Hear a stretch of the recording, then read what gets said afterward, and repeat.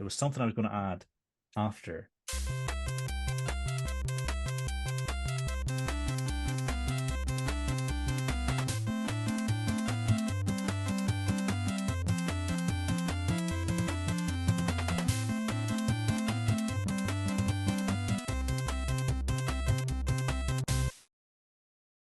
Welcome to Thinking Deeply About Primary Education, the podcast that makes time and space to think about pedagogy, teaching and learning, professional development, anything of interest to time-poor but enthusiasm-rich primary teachers. This week, I'm joined by Tom Oakley. Good to be back. And together, we're going to explore persistent problems in the classroom. But first, Tom, what you reading for?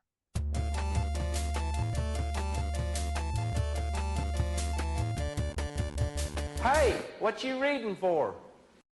Well, I've been reading quite a bit recently. It's been the end of the summer holidays, so lots of suggestions. Been trying to read up on young fiction, all that kind of stuff, and so I've got suggestions for children. But actually, the thing I'm going to share today is something from a while back. I came across it on Threads, so I follow our friend Tom Brassington on Threads, and every day he's been posting something he's been reading, and he posted a link to FRAP First's blog, and I haven't been on there in a while, and for those people that don't know, FRAP's first blog, it's teaching with learning in mind, and it's absolutely brilliant. And the link that Tom posted was learning in the brain, and effectively it's that: how do we make meaning? How do we get things to go from our short-term memory into our long-term memory?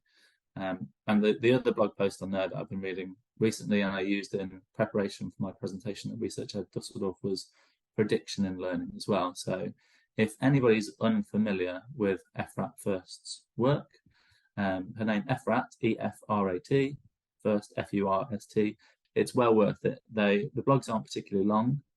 They're really easy to navigate and get to grips with.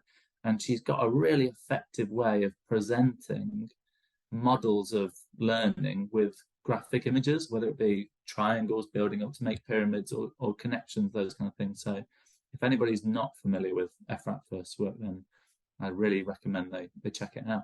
How about you, Kieran? What are you reading for? Excellent. I mean, it's gold standard blogging that you're referencing there. And I think rightly lauded for the contribution to, I don't know, the general understanding of teachers. So I think, yeah, definitely check it out if you're not familiar already. Mine also pertains to a Research Ed talk, but it's a Research Ed talk in the future, next week, by the time this episode goes out. And it's by Ferenc Marton of variation theory fame. And it's called Phenomenography, Describing Conceptions of the World Around Us. And the more I read about variation theory, the more I realized that this paper is pretty central. So if you've got time, it's only 24 pages long, and I reckon quite a few of those are references. So do check it out. But Neil and I will be talking about that at the Research Ed National Conference, and perhaps a Research Ed near you in the future. Oh yeah, excellent thing to read. I'd recently been on the Third Space Learning blog, again in preparation for Research Ed, reading about variation theory. Neil's written a really good blog post about variation theory on their blog, and he references Martin, but also the Bianchi Chinese version of variation theory, and talks slightly about the differences between the two. Fascinating reading.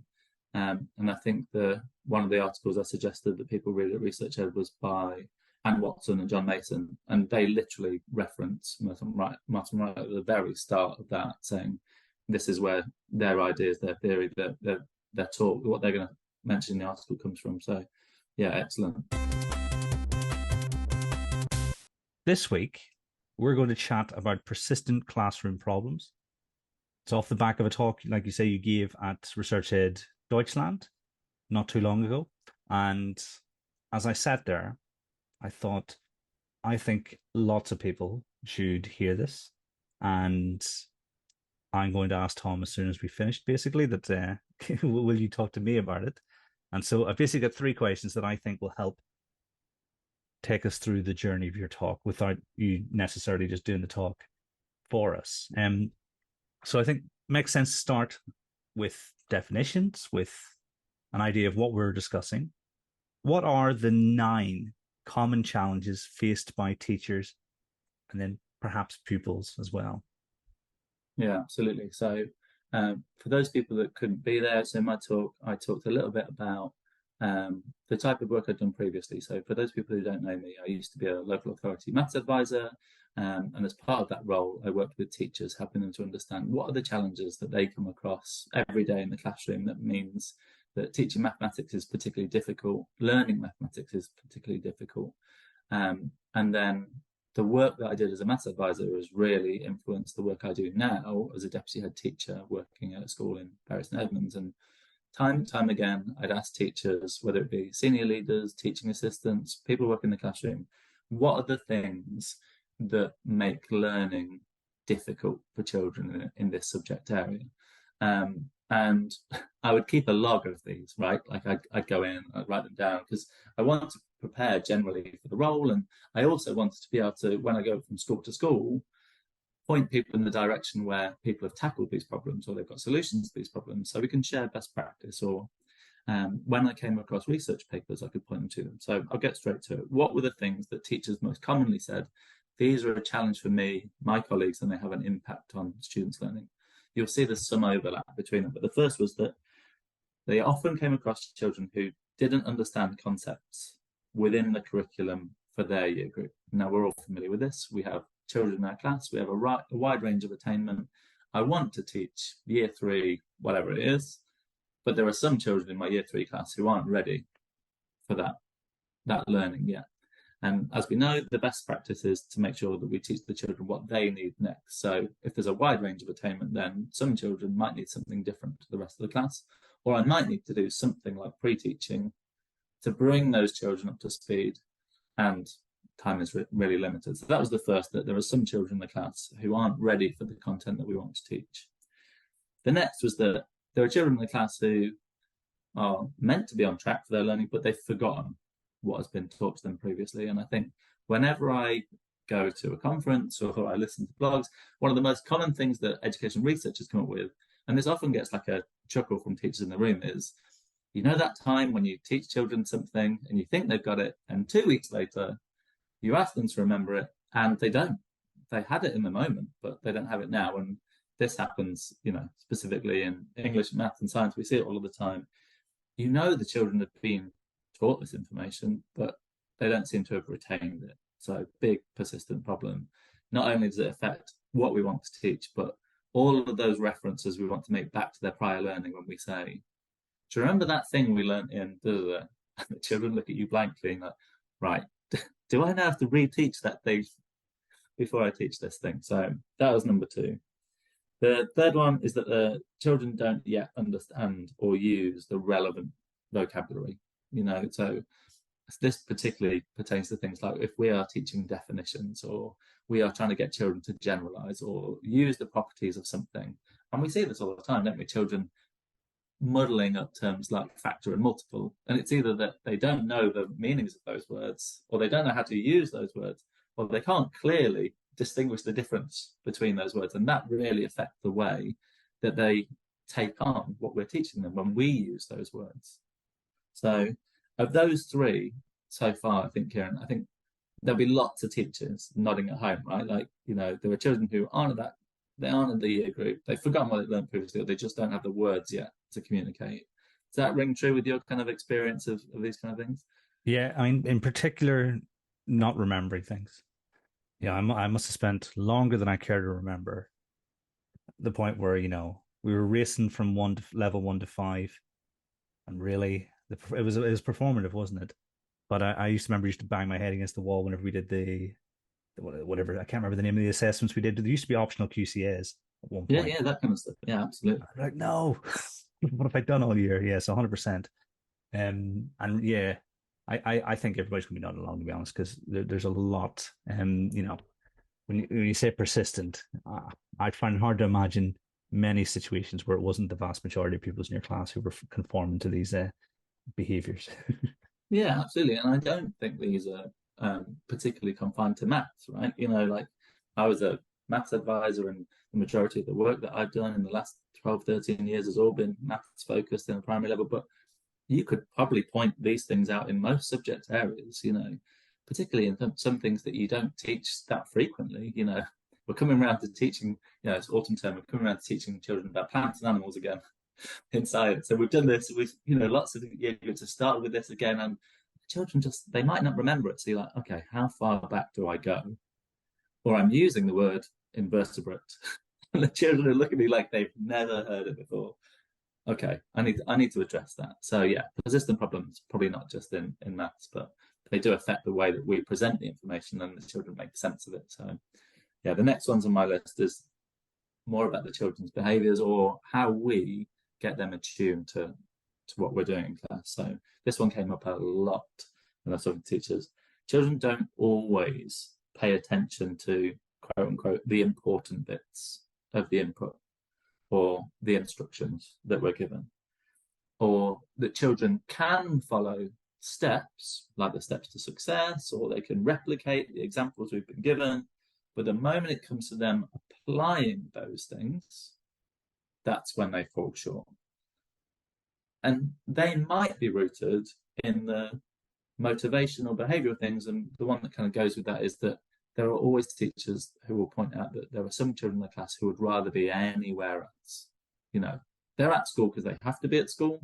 They're in their maths or science or English lesson or whatever, but they'd rather be with their friend who sat next to them outside on the playground. And that's where their attention is. That's what they're focusing on right now. So yeah, those three persistent problems, not attending to the thing that we really want them to pay attention to, the wanting to be somewhere else, or yes, they are following the steps given, but they're not really taking it on board well enough that when the problem isn't exactly like the one we've shown them, there's no transfer there. They can't go with it. And again, I think in these three persistent problems, although it's easy to think of maths examples, they probably translate across the board for most subject areas for most ages of children as well. What immediately was coming to mind, and it's perhaps just one aspect of the important bits, but it's when we as teachers distract. I'm thinking of when perhaps you dress and roll to introduce some sort of history topic. The Swiss rolls, the biscuits, the Stonehenges. I don't know. Do you think they fall into this category, or is it more a case of, even though you tried your best to direct attention in a certain point, they're still veering away because maybe there's safety in something? So if they remember one thing about history, say they knew about the important dates in Anglo-Saxon Britain, and you were trying to push them towards the connection between, I don't know, we don't really go into 1066, but I'm thinking, say perhaps you're making comparisons across the Anglo-Saxons and the Scandinavians at the same time, or perhaps even down into Baghdad and the fact that they had the Norsemen down there and stuff. You're trying to direct their attention there, but they're sticking with Lindisfarne, and that's what they're answering questions about. Yeah, absolutely. And I think in probably all subject areas, there are those occasions where either you try to add something to the lesson for a bit of engagement or a bit of enthusiasm, and the children remember that bit as opposed to the key learning, or they're so hooked on a part of the input, that's really caught their imagination, like you said in history, that when you've then changed or transitioned to something similar but not exactly the same, they haven't gone with you. And that can really affect that kind of meaning making, that sense building, the general larger schema. So when you ask them later to explain what they've understood, they come up with something that you just weren't expecting. Or like in Craig Barton's book, you ask them about the lesson months later, and all they remember is the novelty element, the cutting up the Swiss roll or whatever it may be. And you're thinking, how did that happen? I introduced that element as a hook, but the hook became all they remembered. So yeah, I think persistent problems, sometimes of our own doing, something that we've introduced because we think it's the right thing to do, and other times because by the nature of presenting lots of information to children all at the same time, they get to choose which bit that they pay attention to. Unless we are literally gesturing, drawing circles around and saying this bit, only this bit, focus on this bit, then they've got free will, haven't they, to choose something else, and that can happen anywhere. So do you ever do that? I sometimes do that. I'm all, if you remember one thing from this lesson, remember this bit here. Yeah, absolutely. And I think one of the strategies for that persistent problem of how do we get children to direct their attention spend their attention on the thing we want them to, is I am Mr. Gestures. I'm doing it now. I can't help but gesture what I'm saying, where I want the children to look, and I'm doing it with coloured pens on the board as well. This is the bit I need you to pay attention to right now in this moment. And if you remember anything about this step, it's the effect of this thing. In PE, if the one thing you remember about this bit now is the reason why we choose these formations is to restrict the amount of space that the opposition's got. And that's the key to winning this game. If we can control the amount of space that our opposition uses, then that's the thing. And drawing their attention to it over and over, because I can't afford for them not to remember that bit, because I've intentionally designed my path of learning that if that bit's not held, then the rest of this path is going to be really hard for them to follow. So yeah, it's one of those core bits of advice. I know we'll get into advice in a bit, but yeah, if we don't make it really explicit to which bits we want them to pay attention to, well, of course they might be looking anywhere else. The Alan Alberg, I think Janet Alberg poem "Dog in the Playground" comes to mind. That might be the only thing they remember from school that day. How was school today? Brilliant, dog in the playground, dog in the school, all that kind of stuff. So yeah, easily happen. Right, the remaining 3 on my list, and these probably do cross over. These might be consequences of multiple things of the above. Children have different starting points for lots of different reasons. It might be that they've transitioned to your school from somewhere else, and that school might have entirely used a different curriculum path, so they might not have the same learning the children have done, or that child might have had extended periods of absence, or for whatever reason those children might not have come across the learning that the rest of your children have. The children might have grown accustomed to being really chatty. They love that lively atmosphere. They're really chatty amongst themselves, but you as a teacher like the opposite. That, for lots of teachers, I was surprised by how often that came up when I spoke to teachers, that the way in which the children behave within the lessons, whether it be their communication, their oracy, drawing them to attention, they'd grown accustomed to a certain way, and the teacher found that really difficult. And they always had that kind of internal battle. Do I go with what the children are used to? You're a primary school teacher, you've got these children for the whole year. Or do I gradually change those children's expectations of norms to what I expect? And that might be a battle, but it could be a battle worth winning if it helps some of the other persistent problems, like attention, like motivation, all those kind of things as well. And then this came up specifically when talking to teachers about maths, but I know it applies in other subject areas, is that children don't have reliable recall of core facts that we need them to know, and that it's in there somewhere, but they just don't have that retrieval strength. Lots of the things you need them to have are on the tip of their tongue, or they're just out of reach. So when you need it specifically for the thing you're learning right now, it can slow the whole process down. So you might be wanting the children to focus on one specific thing. Let's say, for example, finding remainders after division. And that's the bit you really want to get out of it. But because their recall, their retrieval of division facts isn't strong, it's taken us ages to even get to the ones column, let alone thinking about what a remainder is and all of those kind of things. So yeah, they were the 9 things that when I look back over my notes, that came up time after time after time again.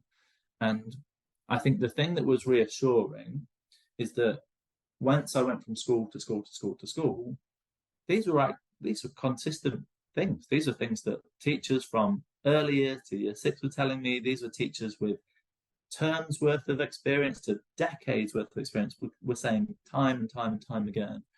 And for those people who are familiar with Mary Candy's Passing the Practice of Teaching, I've probably butchered that title. Yeah, Passing the Practice of Teaching.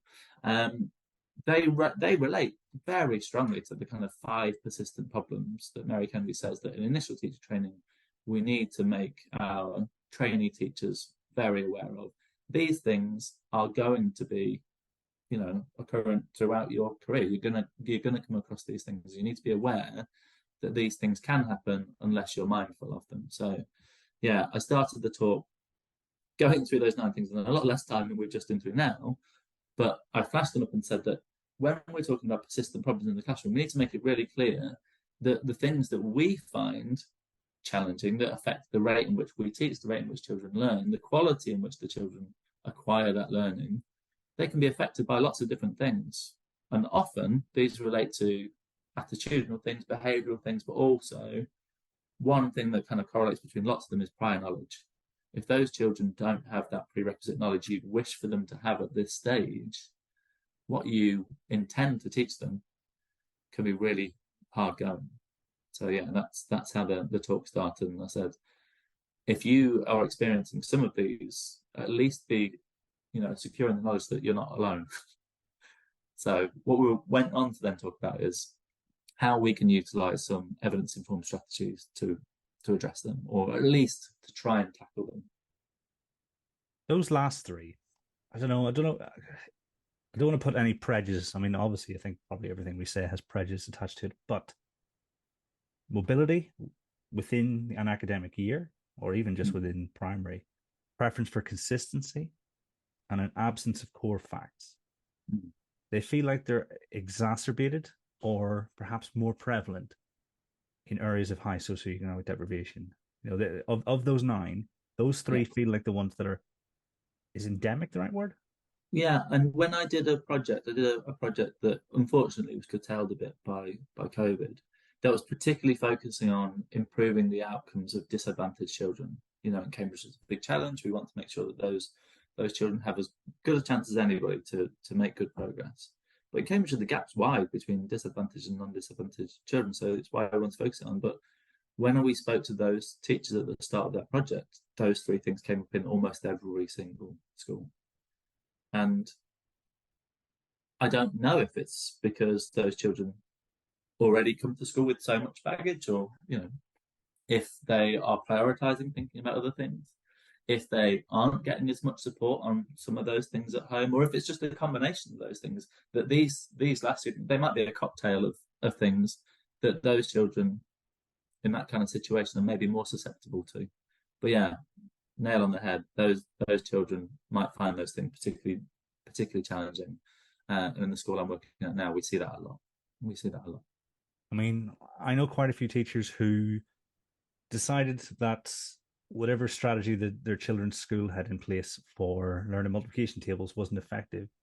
So they just taught it them themselves, and they made them practice every night until they knew them.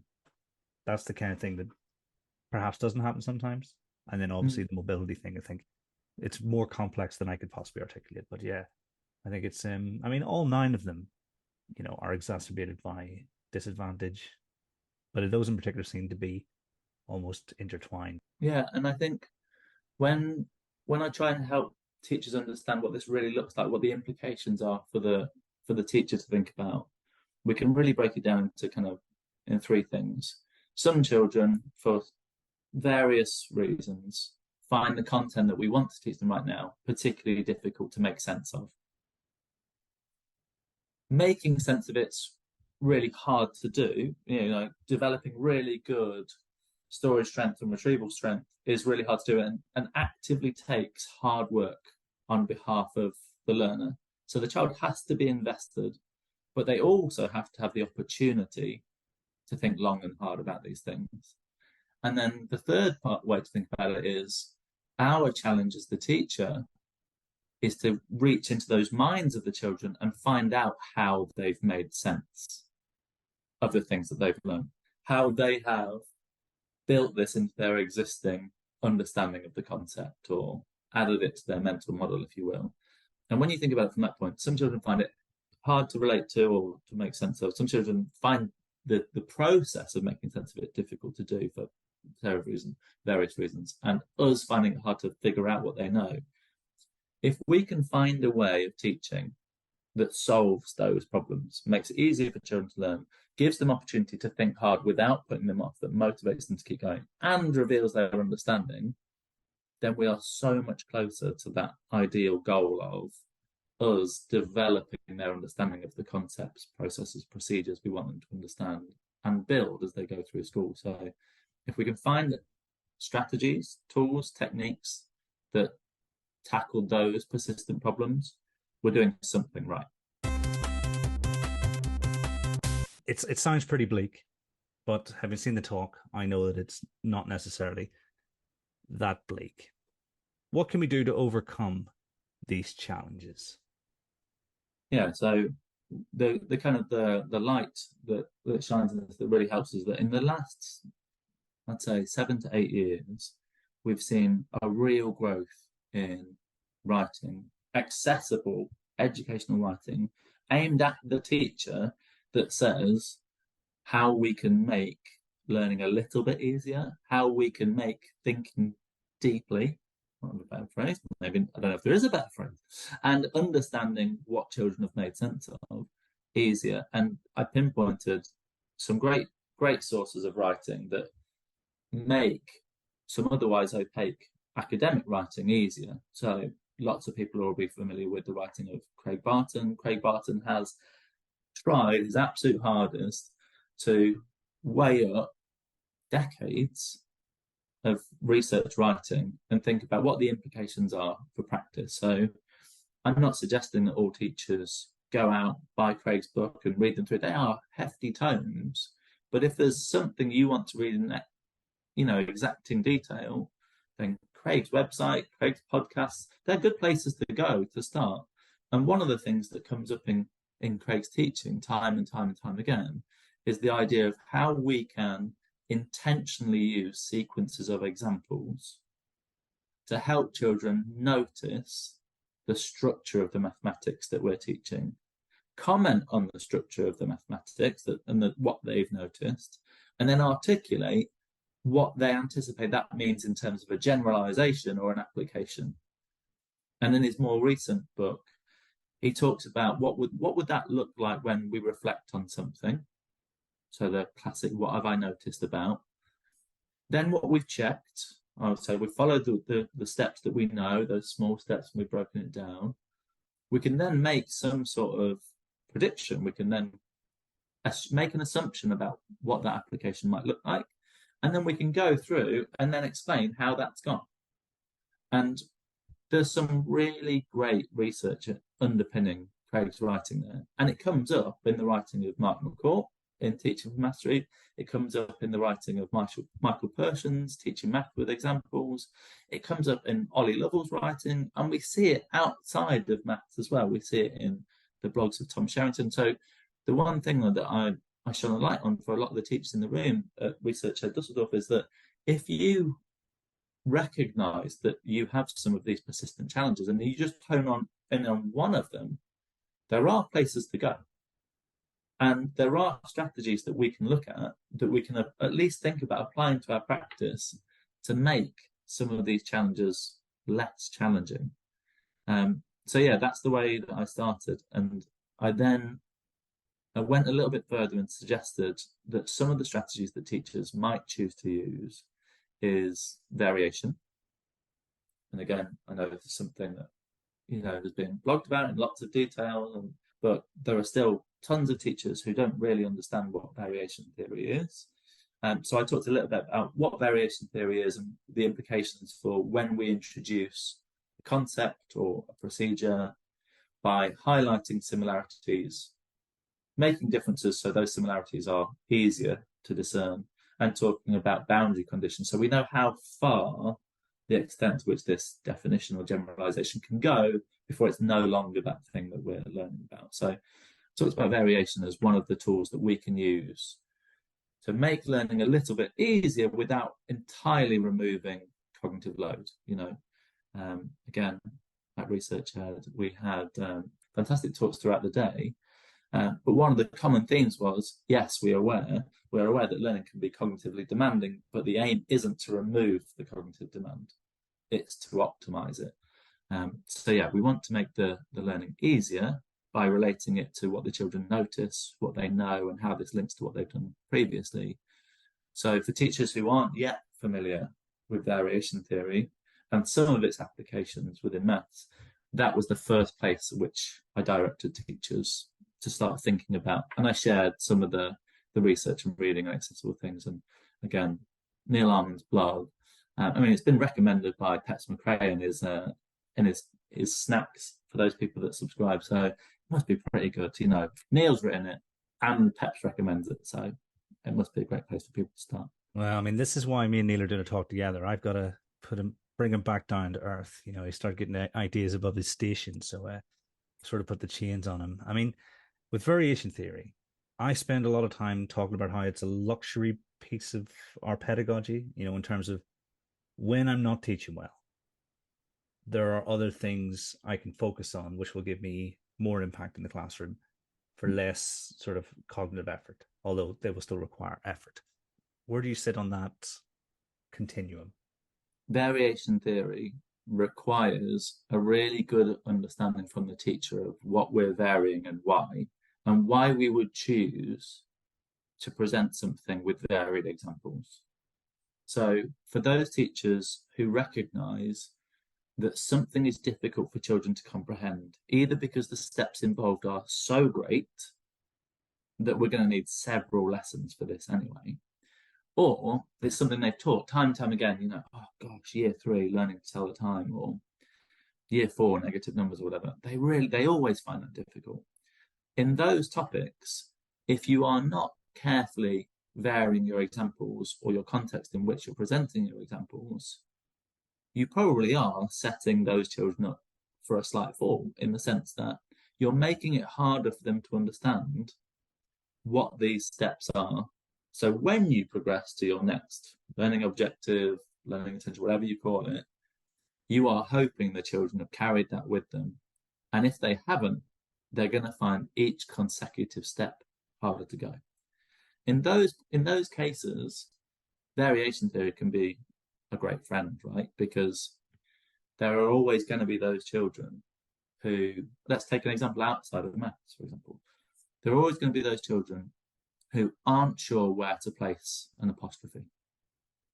They know what an apostrophe is because it's on the board, or they've seen other people use them in their writing, but they're still struggling over why I intentionally place one where and when. Or because there are conditions on sometimes an apostrophe is here and other times it's here. And they just can't gather rhyme or reason why in some words it's in between letters, in other words, it's after the word. In those cases, I think variation theory is worth persisting with. The caveat that comes with it is if we are going to intentionally sequence examples and we're going to get the children to discern the difference, recognize the difference, comment on their difference, create an example like it, that takes time, right? That is extending your we do period or your guided instruction or whatever.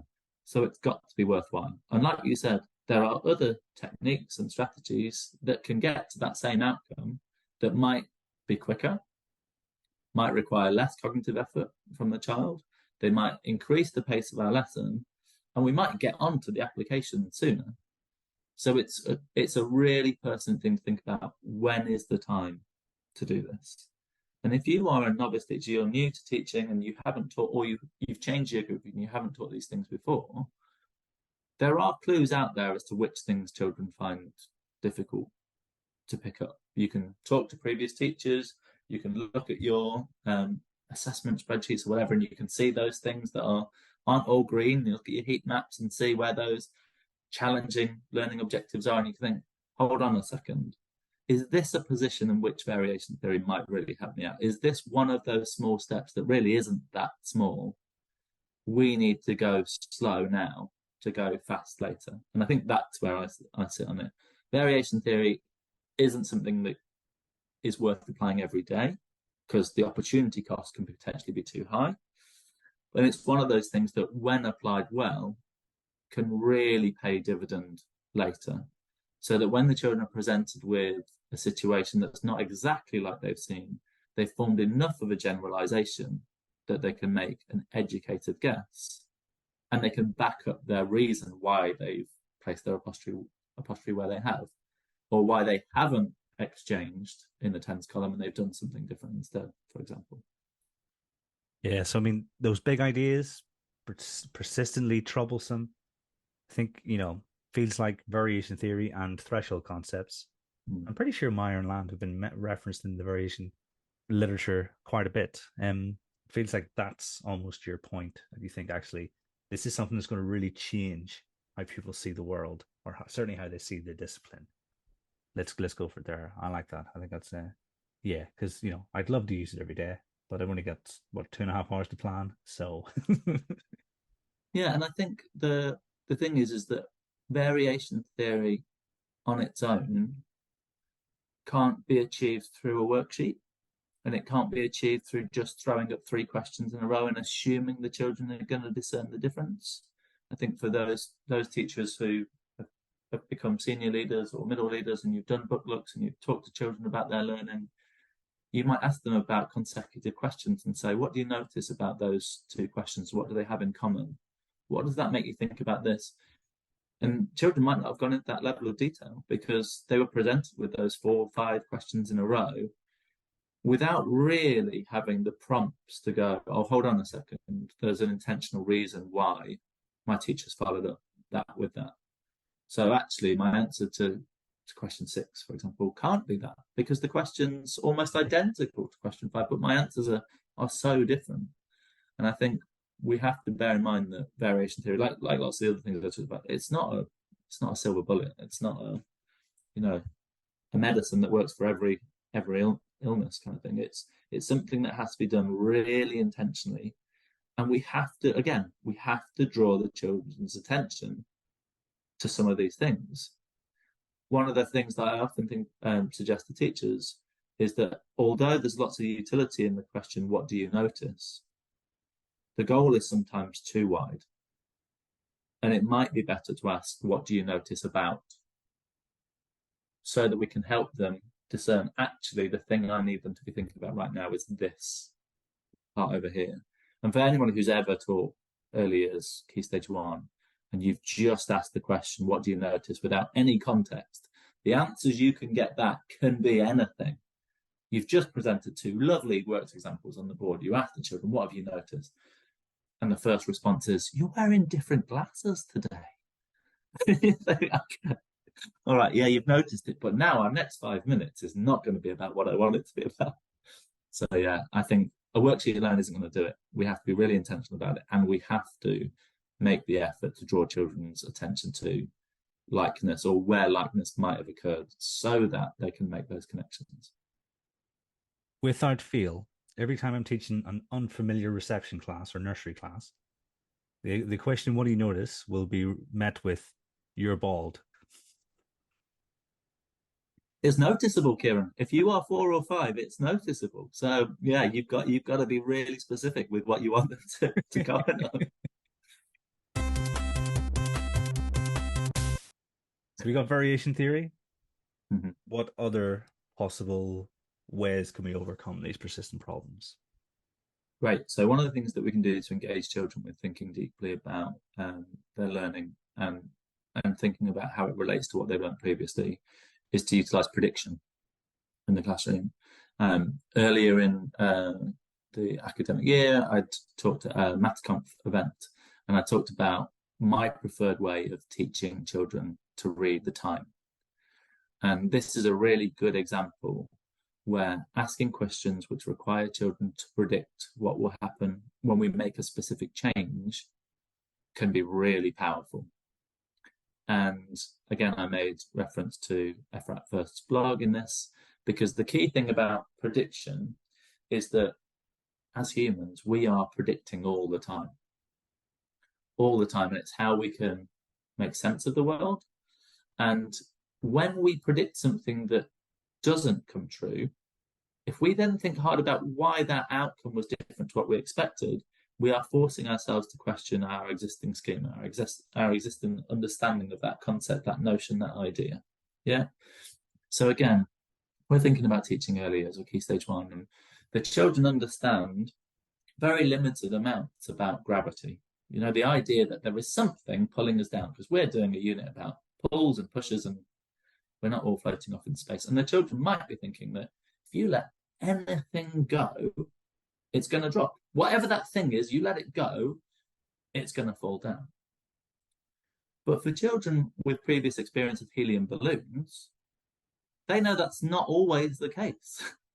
Their prediction might not be the same as everyone else's prediction, because their prior learning tells them otherwise. Their previous experience says, hold on, that's often true, but not always the case.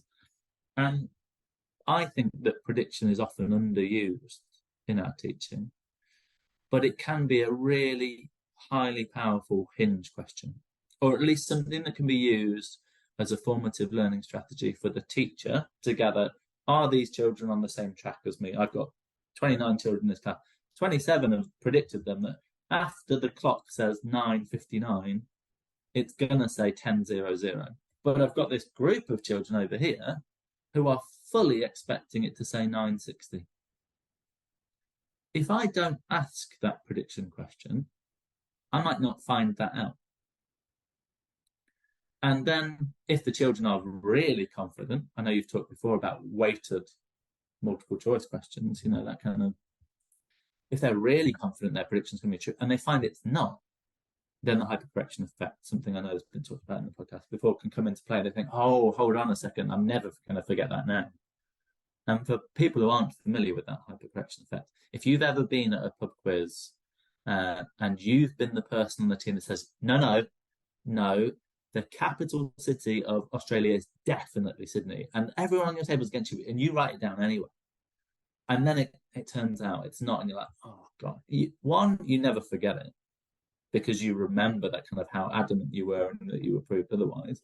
And two, it forces you to think about, well, how certain am I about the related facts that go with that as well? Maybe I won't be as confident next time. Maybe I'll do a double check before I persist with something. So a prediction in learning can be really helpful because it forces the children to make connections about what they've noticed about that thing now and how it relates to what they've done previously.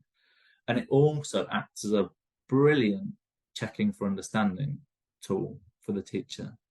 And I know in Sarah Cottingham's book that I've got here, because I'm going to get the title wrong, Algy Bell's Meaningful Learning in Action, she makes a distinction between checking for understanding and checking for meaning. Are the children really just understanding at a surface level? Are they just parroting back what I've said or the definition on the board? Or are they going deeper than this? Are they saying what they're saying because they've got a strong reason to do so? They've made a link to something they already know. Whether they've presented that through, I think in Sarah's example, she is using mind maps or whatever. I think this is going to happen because I already know this to be true. And I think this thing we're learning about now follows in the same way. So I predict that, or I believe that, or, that kind of thing. As a teacher, to get that kind of feedback, we're tackling two of our potential challenges at once. One, we want to make the children think hard about their learning. And two, we want to know what they're thinking about the learning. And again, if anybody's unfamiliar with Efrat Firth's blog, she's written 2 blog posts about prediction and learning that are based on a research ed talk that she did in 2020 about how our brain responds when we predict and the prediction comes to be true or when it doesn't, and how that affects the way in which our learning develops and our schema changes over time. So I'd really encourage teachers to think about, when might prediction be a useful thing in learning to help children really think about the application of the concept, the procedure, or the train of thought that we're going. How can I go from just this example I've seen to a more generalized understanding, to that understanding in action, that applied learning? Prediction potentially is really powerful there. Again, the caveat is, if we're going to slow children down to make these predictions, share that exploratory talk, as Neil Mercer and the Orisic team at Cambridge University say, and then think pair share or cold call. Again, it takes time. So when is it worth doing this? When is prediction worthwhile? So yeah, the second thing that I shared is that prediction, the power of prediction for making children think really hard about how our learning now relates to what they've previously learned, and then explaining where they're at in their thinking, whether it be just that they're choosing choice A, B, C, D, or whatever, or writing something in more detail. I think prediction has a lot to offer, not just in maths, but in other subject areas too. I mean, it feels implicit in what you're saying.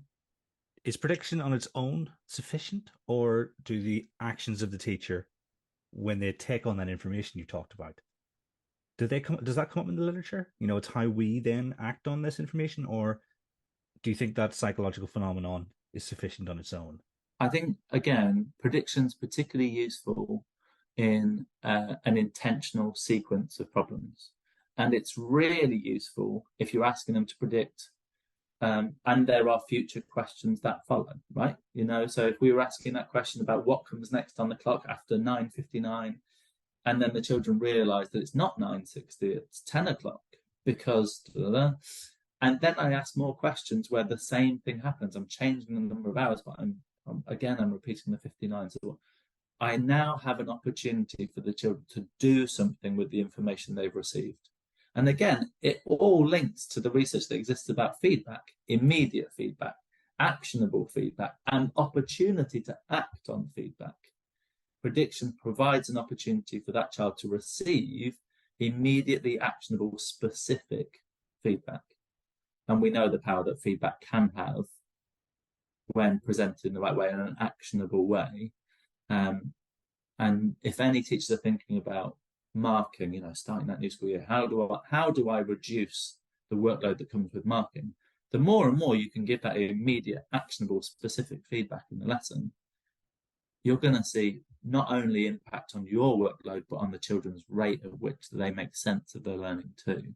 And prediction is just one of the means at which we can provide opportunities for that. So yeah, there's real crossovers there in the research between prediction, hypercorrection effect, feedback and marking, but also that's only possible if you think about the order in which you present your questions and taking the time to do so.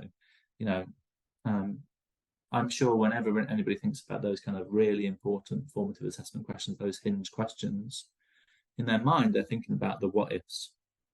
If my children all answer this way, what do I do about that?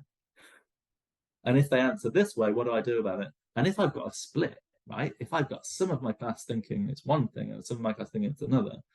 And again, there is loads out there at the moment. Hot topic right now is that adaptive teaching, right? That kind of, I'm in the moment. I think I need to do these things to make learning accessible. If this thing happens, I need to, whatever it may be, increase the amount of scaffolding, reduce the amount of scaffolding, change the task. And I think that there's sufficient research out there to suggest that when paired with immediate actionable feedback within an intentional series of questions, we can meet some of those dual aims of helping the children make sense of their learning and making sure that we can direct our support where it's needed most. Yeah, I think that's a fantastic response. And I think it'd be particularly useful in helping guiding people's decision making because it shows you the connection between all those different parts and things, and especially where, like you said, and I think you said today and you said during the talk, comorbidity and some of the initial problems causing some of those later ones, certainly in the way they've been sequenced, in the way that Mary Kennedy might sequence them.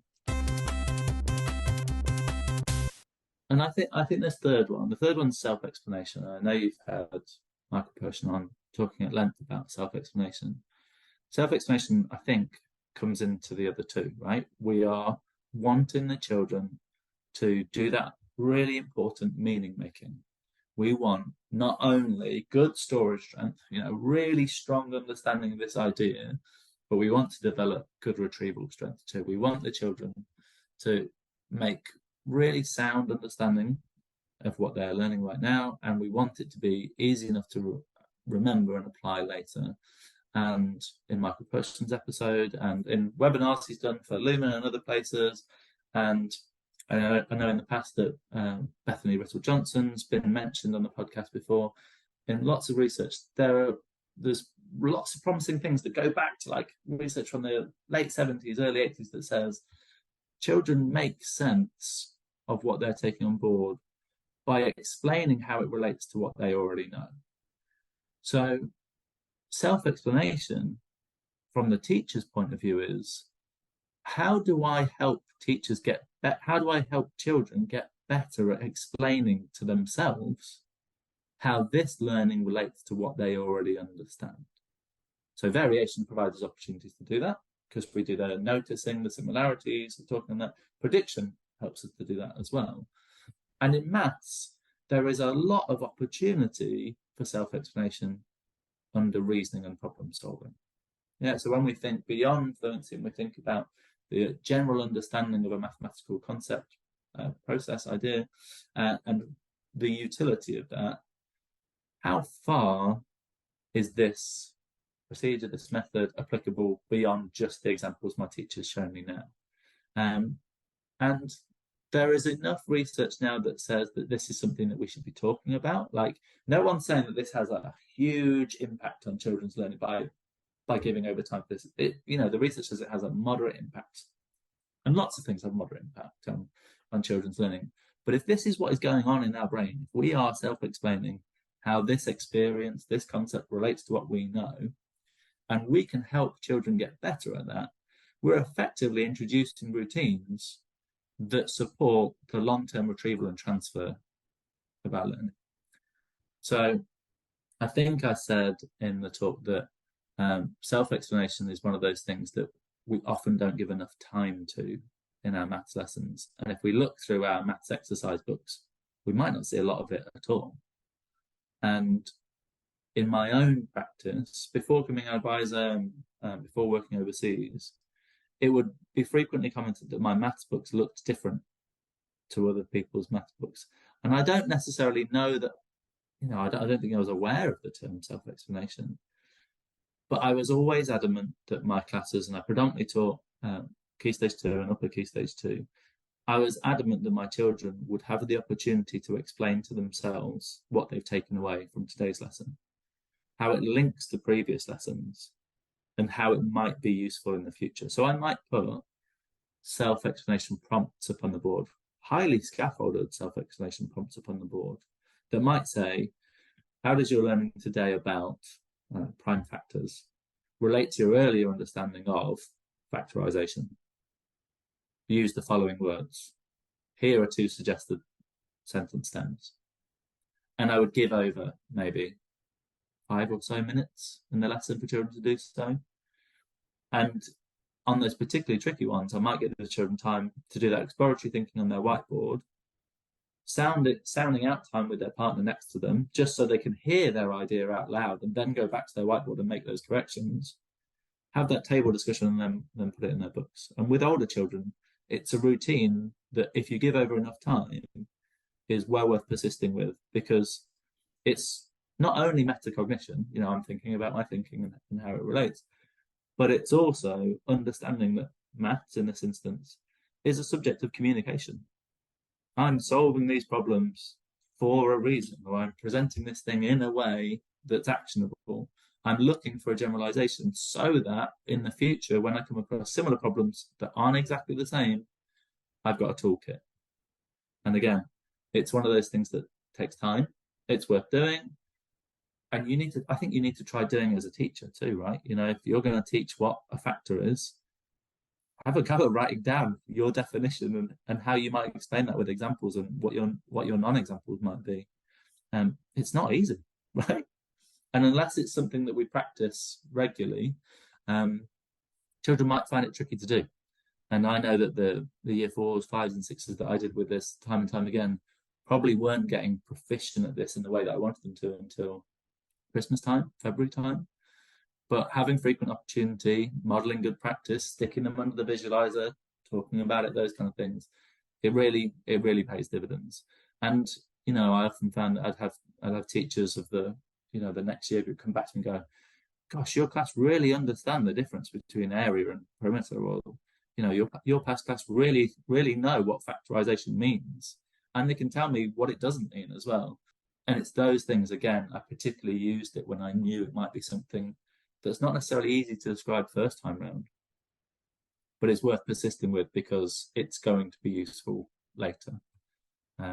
So yeah, there are some caveats with self-explanation. There are some things that are like, hold on a second, we can't use this all the time, every time.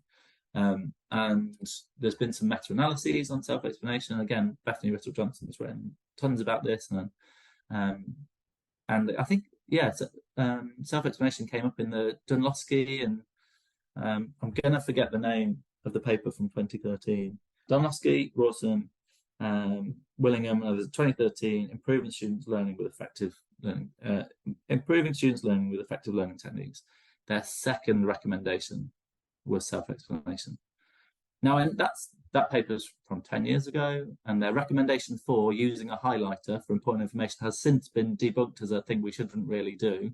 And that's a conversation for another time. But, people have been talking about the power of self-explanation, how we can use it, and the limitations it can have for a while. So if this is something that teachers think might be useful for them, I'd say check out the Michael Persson episode. Absolutely wonderful episode. Google Bethany Rittall Johnson, but particularly read the paper from Bethany Rittall Johnson and Abby Law from 2016, another one from 2017, that talks about the constraints of when self-explanation aids learning. Because it's not an all-time, every time, do it in any old way and it'll work method. Could you imagine if every lesson had to have self-explanation in it? Oh my gosh.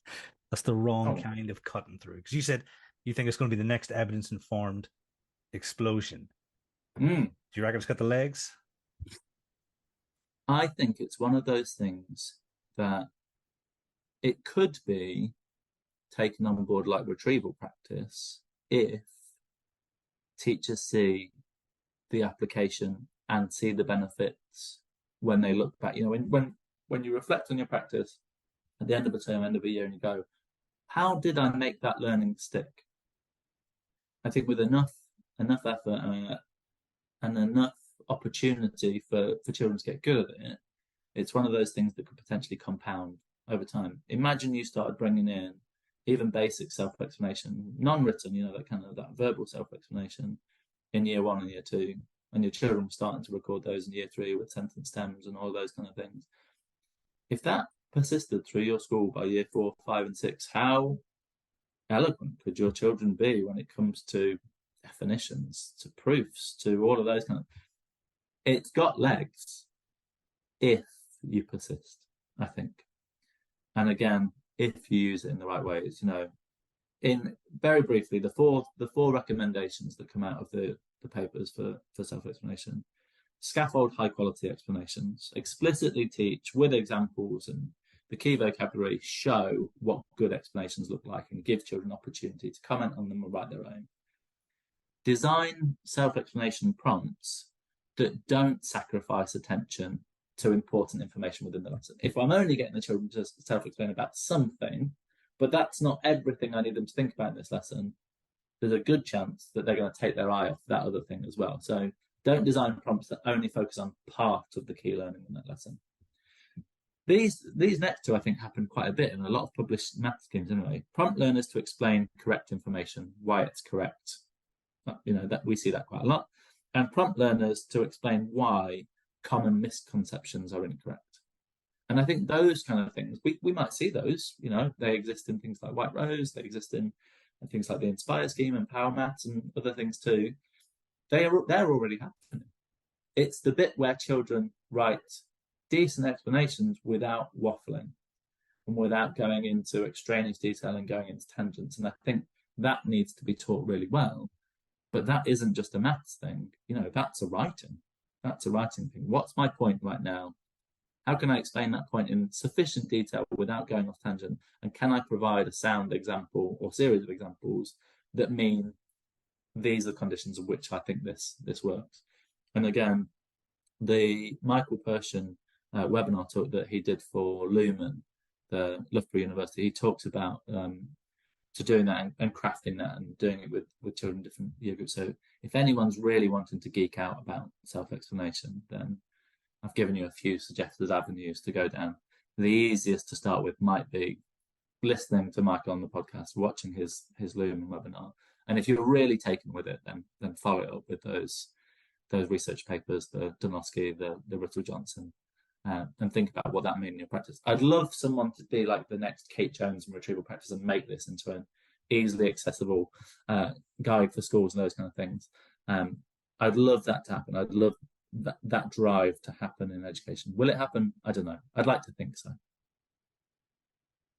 I think if I remember correctly, teaching math with examples covers this in quite a bit of depth. So that really, Michael, should be the one to carry the torch. He's Um, written some great blog posts on it too. yeah, Really, like really good blog posts on it. And he writes in a way that's easygoing. He's talking about serious stuff, but you can almost read it as if he's got a smirk on his face. He's like this. Come with me on this. Come with me on this. So yeah, he's a good person to start with that, definitely. yeah. What's his Substack called? Is it Pershmeal? Is that Yeah, sufficient? Personnel's a great. You get some random stuff in there, but yeah, no. Yeah, it's new shapes that he finds and things like that there. Yeah, I mean, I'm an absolute shape geek. So yeah, I love all of that stuff. Not quite to Ed Southall standards. That guy.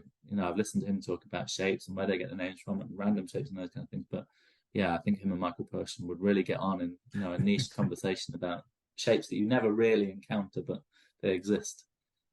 Yeah, I mean this is our audience. We are the nerds, and we're proud of being nerds. Were we talking about Absolutely. research yet about the difference between a nerd and a geek? I can't remember whether you could fall into both parts of the Venn diagram. Yeah, but yeah, I mean, yeah, 100% check him. And he's also quite prolific on Twitter. So if anyone wants to has a question for him, far away. But yeah, the Bethany Riddle Johnson stuff as well. I mean, Bethany writes so well, and I always find them really informative papers. Sometimes you can read papers and you think, oh wow, I'm just wasted time. But I'm actually big fan in general, because you know the investment of time is important, and if you come away feeling you've got something of value, that's always appreciated. Yeah, I Um, think it's also worth saying if people are interested, Ollie Lovell had Alexander Renkel on his podcast. Is it ERRR podcast? And they talk for a good like hour and 45 minutes about the applications of this. And that's this literally what Renkel does. He thinks about how we can apply what we think the best evidence is into practice and those kind of things. And lots of their conversation talks about secondary school examples and higher examples, but it really does have legs if you're willing to give it the time and space. But as always, as with prediction, as with variation, we have to think opportunity cost. Is this the best way to make use of our time? If we're doing this, what are we not doing?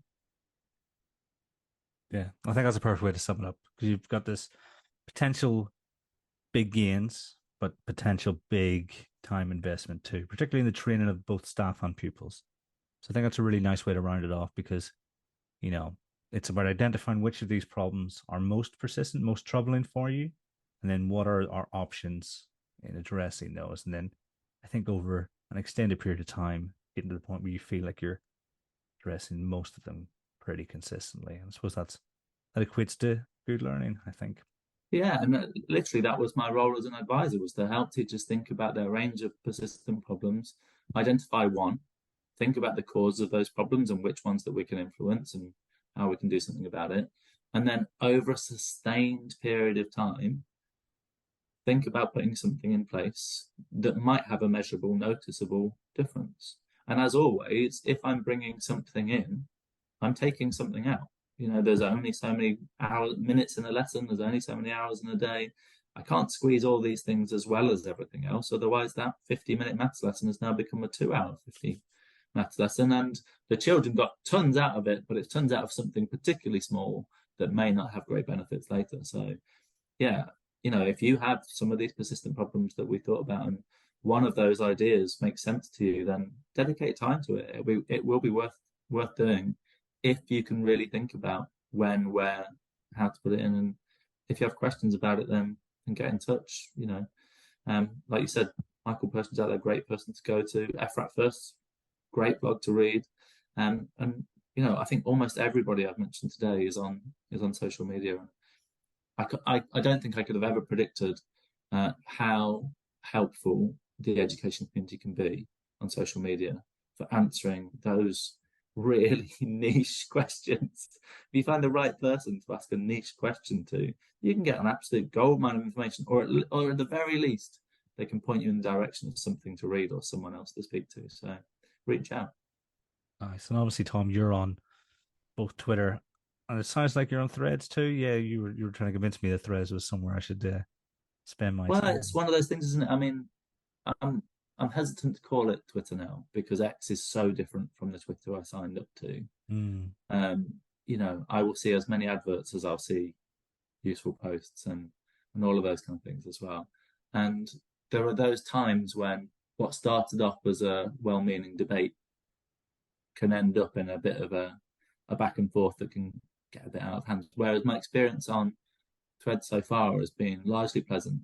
If people have challenged an idea or thought, it's been done with that kind of open idea of, well, tell me what your idea is based on. Where does that come? As opposed to that kind of shooting down and all those kind of things. So it might not be for everyone, and Threads might not last. But at the moment, it seems like a really a pleasant environment and kind of feels like what Twitter felt like in 2013, 2014. So yeah, we'll see what happens. I mean, I'm sticking with Discord.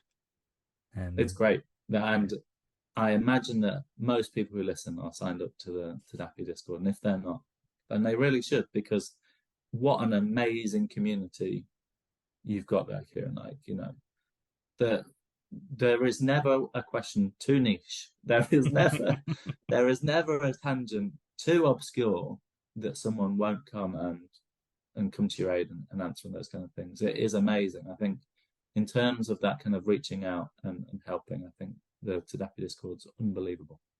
Yeah, I mean, we've even got a mechanical engineering channel in which Atoll will send me images of planes almost crashing as I'm boarding flights. It's almost as if he knows my schedule. Yeah, and you have everything from that to the whole, I want to know more about the difference between teaching comprehension strategies and teaching reading comprehension skills. What is it, you know, and you can have that full range, and it's an entirely supportive environment. So yeah, big shout out to the Tadapi Discord. Awesome. I mean, we could probably talk for hours, Tom, but I've been talking all day. I need to give my poor tongue a rest because I got more talking to do tomorrow. All I have to do is say thank you very much for joining me. Thank you for being the final chat guest before season 6, which kicks off next week. My pleasure. Looking forward to season 6. Yeah, big drum roll. Or maybe I'll add it in a drum roll. And to everyone at home, until next time, thanks for listening.